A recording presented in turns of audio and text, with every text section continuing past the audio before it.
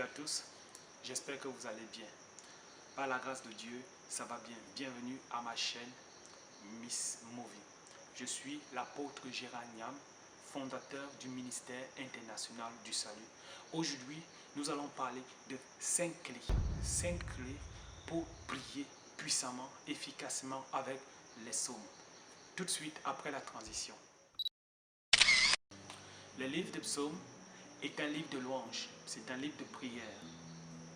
Et il est important que les chrétiens sachent comment prier avec ces livres. Je l'appelle couramment le livre qui va droit au but. Parce que quand vous allez lire les autres livres, on va vous parler à un moment donné de David, après on va vous parler d'Élie, après c'est pendant juste un bref moment qu'on va vous parler, il a prié, et voilà ce qu'il a dit quand il a prié. Or le livre des psaumes, lorsque vous lisez, vous êtes en contact direct avec une prière. Alors comment prier avec les livres des psaumes? Plusieurs personnes prient de différentes manières.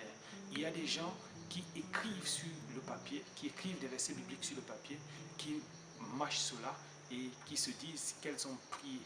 D'autres personnes écrivent sur du papier, attachent cela même autour de leur rein, et puis c'est comme une protection. Et il y a aussi d'autres personnes qui récitent les psaumes.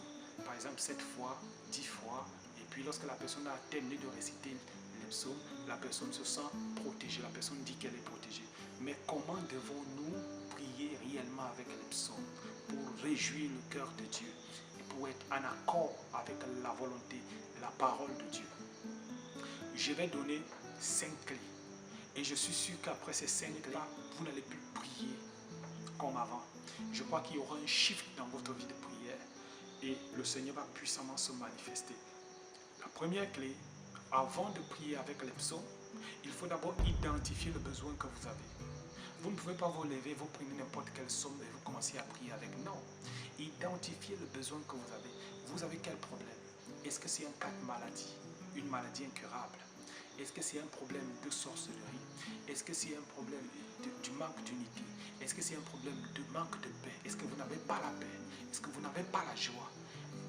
Quel est le vide que vous ressentez en vous, dans votre vie, dans la vie de vos enfants, dans votre maison, dans la vie de votre mari, ainsi de suite, dans votre entourage? Alors, lorsque vous avez identifié déjà le besoin, le vide, alors c'est une bonne chose. C'est ça la première clé. Après avoir identifié le vide, passons à la deuxième clé maintenant.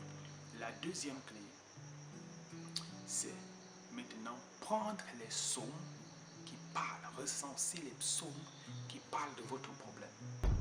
Si vous avez un problème de maladie, excusez-moi, je parle beaucoup de la maladie parce que je suis constamment devant des personnes qui sont malades. Je prie constamment pour les personnes qui sont malades. C'est pour ça que je parle beaucoup de la maladie. Quand vous avez par exemple un problème de maladie, recensez les psaumes qui parlent de la maladie. C'est très important. Voilà pourquoi il est important de connaître que tel psaume parle de ceci, l'autre psaume parle de cela. Et je crois que je ferai une autre vidéo où je pourrai canaliser des personnes pour qu'elles puissent connaître quel est le psaume qu'elles doivent utiliser par rapport, n'est-ce pas, à une situation donnée, un problème donné.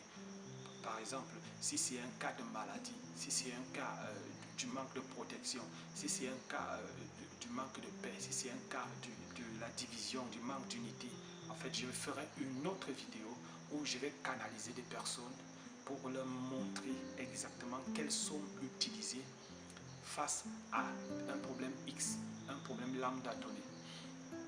Et si vous voulez que je fasse vraiment cette vidéo, vous pouvez me laisser, n'est-ce pas, un commentaire pour juste savoir exactement le besoin que vous avez. Et je pourrais aussi faire une vidéo par rapport à cela.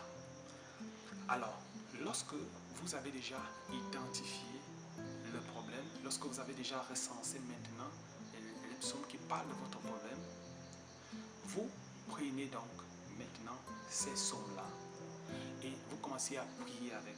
Comment prier donc avec ces psaumes? Quand vous avez déjà recensé ces psaumes, vous devez chercher à comprendre bien ces psaumes. Vous devez bien comprendre ces psaumes. Vous ne devez pas, par exemple, parler de l'abri sans connaître c'est quoi l'abri. Vous êtes toujours là dans le cadre de la récitation. Surtout, la troisième clé vous interdit de réciter. Ne récitez pas. Cherchez à comprendre le psaume. lorsqu'on parle par exemple d'une personne qui est dans le manque, une personne qui a un besoin, une personne qui a une carence dans sa vie, une personne qui a besoin de ce Dieu pourvoyeur, alors cette personne peut prendre par exemple le psaume 23. La Bible dit, l'Éternel est mon berger, je ne manquerai de rien. Alors un berger c'est qui? Un berger c'est quelqu'un qui pourvoit pour les brebis. Un berger c'est celui qui protège les brebis. Un berger c'est celui qui prend soin des brebis. Il est conduit vers les verts pâturages pour leur donner à manger. Alors il pourvoit. Quand je parle donc du Seigneur comme étant le berger, ça veut dire quoi? Ça veut dire que je suis en train de le présenter dans ma propre vie comme étant celui qui pourvoit. Alors, c'est comme ça qu'on prie avec les psaumes. Ça, c'est la troisième clé. Alors, la quatrième clé, c'est simplement de prier à haute voix avec ces psaumes. Je veux préciser ici une chose. Les problèmes qui ont perduré, les problèmes qui ont insisté, qui sont restés pendant des années, ont besoin d'une prière d'autorité. Il y a des gens qui disent non, on n'a pas forcément besoin de prier à haute voix pour que Dieu puisse nous entendre. On dit bien, on n'a pas forcément besoin. Mais il y a des cas où il faut prier à haute voix. Il y a des cas. Jésus lui-même, il a poussé des grands cris. La Bible nous dit cela dans le livre d'Hébreux. David criait à Dieu. Paul et Silas chantaient dans la nuit. Ils faisaient des louanges à Dieu. Et nous savons tout ce qui s'est passé dans le livre de Actes chapitre 16. Donc personne ne doit t'empêcher de parler avec autorité sur la situation que tu vis. Tu dois parler avec autorité. Vous devez parler avec autorité. Et cette situation va partir. Alors, quand je parle avec autorité, c'est parce que j'ai déjà compris le son. Je peux déjà aussi faire appel à ce berger-là.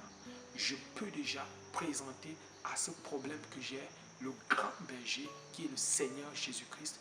Je peux lui présenter ce grand berger et ce problème, bien évidemment, puisque la Bible dit, à la mention du nom de Jésus-Christ, tout genou fléchit, ce problème va fléchir les genoux et va me libérer. Ça, c'était la quatrième clé. La cinquième et la dernière clé, c'est simplement avoir la foi. Il est très important qu'après tout ce qui s'est passé, on fait preuve de foi.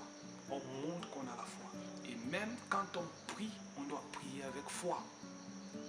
Parce que la Bible dit, le juste vivra par la foi. Dans le livre de Marc, chapitre 11, verset 24, la parole de Dieu dit que lorsque nous demandons à Dieu quelque chose, nous devons croire que nous l'avons obtenu et nous verrons la chose s'accomplir.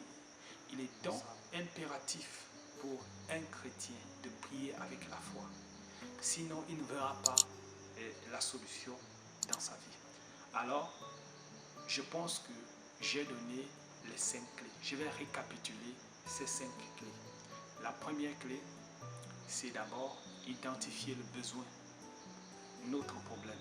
La deuxième clé, c'est maintenant prendre le psaume qui parle de notre problème. La troisième clé, c'est comprendre ce psaume, bien comprendre ce psaume pour qu'on ne tombe pas dans la récitation. La quatrième clé, c'est maintenant confesser, parler par rapport à ce qu'on a compris. Et comme je l'ai dit, je ferai encore une vidéo où je parlerai probablement de comment méditer pour que les uns et les autres qui ne savent pas méditer puissent bien méditer, puissent vraiment se sentir à l'aise dans la méditation. Et la dernière, la cinquième clé, c'est avoir la foi. Alors, j'espère que cette vidéo vous a intéressé. Si c'est le cas, vous pouvez me laisser quelques commentaires, n'est-ce pas? Et vous pouvez aussi liker la chaîne et aussi vous abonner. Que le Seigneur vous bénisse abondamment. On se dit à la prochaine fois. Shalom.